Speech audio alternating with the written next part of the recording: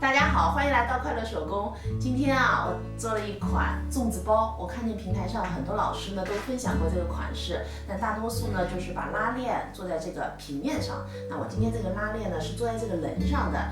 除了这样拎以外哈，我们把它呢还可以这样子拎。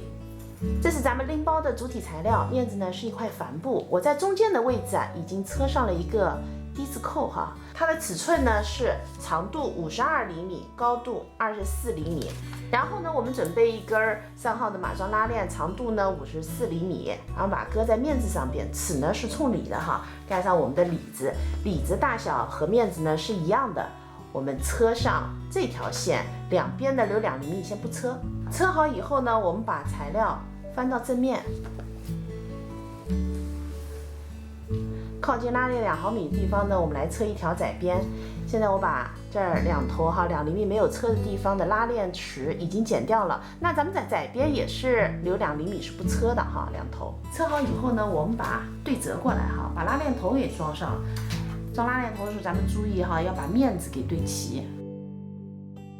然后呢，我们剪2块包拉链头的布片哈，我们把面子呢和里子都这样翻下来，然后布片的正面呢相对哈夹着咱们的拉链，我们车上一条线，布条翻到正面呢需要车一条窄边，车的时候呢我还带了一个前扣哈。现在我们把多余的部分给剪掉。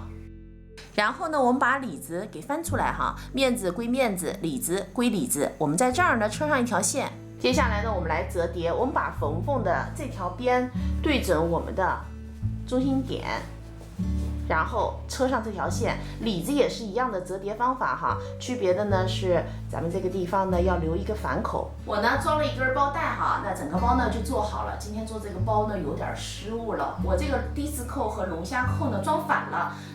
低字扣哈应该装在这儿，龙虾扣呢装在这个包带的这头，那这样子呢用起来更加美观一些哈。朋友们如果回去做呢，这点要注意一下。